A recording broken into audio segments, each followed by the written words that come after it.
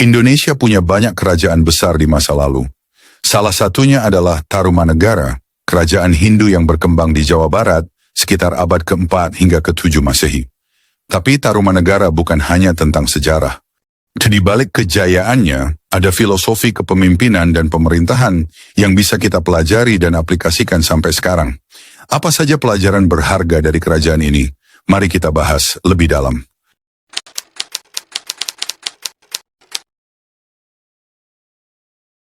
Kerajaan Tarumanegara berdiri sekitar abad ke-4 hingga ke-7 Masehi di wilayah yang sekarang dikenal sebagai Jawa Barat.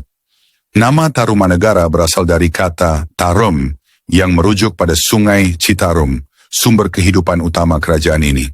Salah satu raja paling terkenal adalah Raja Purnawarman yang memerintah sekitar abad ke-5 Masehi. Purnawarman dikenal sebagai pemimpin kuat dan bijaksana.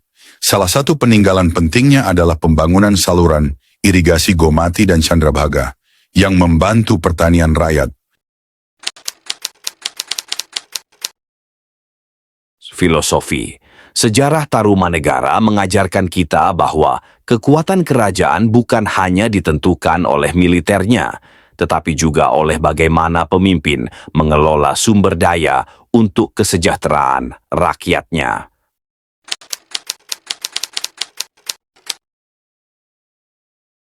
Raja Purnawarman menerapkan prinsip Dharma Rajya, yang berarti negara harus dijalankan berdasarkan kebajikan dan moralitas.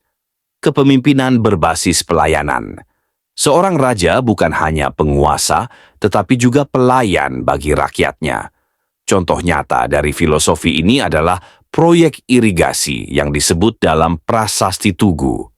Purnawarman juga dikenal sebagai pemimpin yang menjunjung tinggi keadilan dan hukum, sebagaimana tertulis dalam prasasti peninggalannya. Filosofi. Seorang pemimpin sejati tidak hanya memerintah, tetapi juga melayani. Ia harus memastikan rakyatnya hidup sejahtera dan keadilan ditegakkan.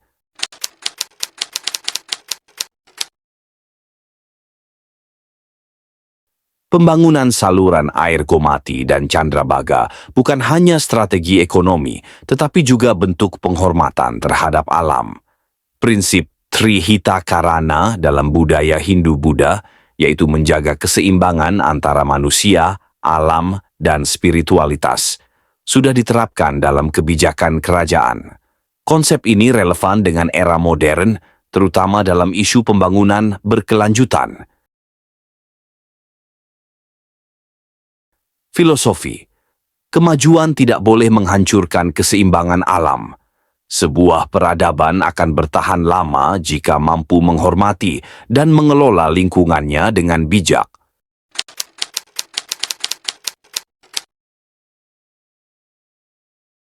Agama Hindu sangat berpengaruh dalam sistem pemerintahan dan kehidupan sosial Tarumanegara. Konsep dharma, kewajiban, artha, kemakmuran, dan karma, sebab akibat, menjadi dasar kebijakan kerajaan.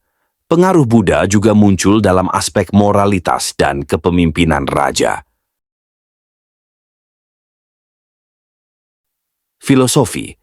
Kepemimpinan yang baik tidak hanya tentang kekuatan dan kebijakan, tetapi juga tentang moralitas dan etika. Setiap tindakan memiliki konsekuensi, sehingga seorang pemimpin harus bertindak bijaksana.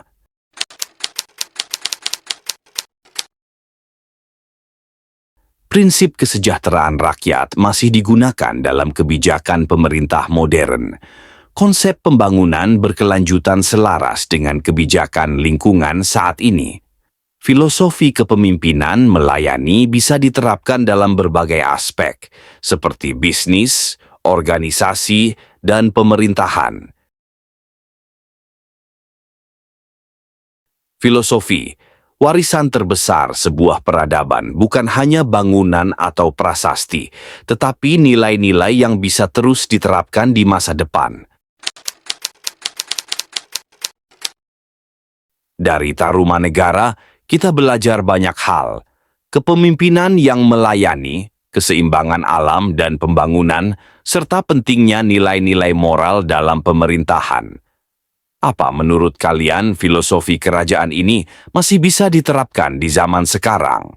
Tulis pendapat kalian di kolom komentar. Jangan lupa like dan subscribe untuk konten sejarah lainnya. Sampai jumpa di video berikutnya.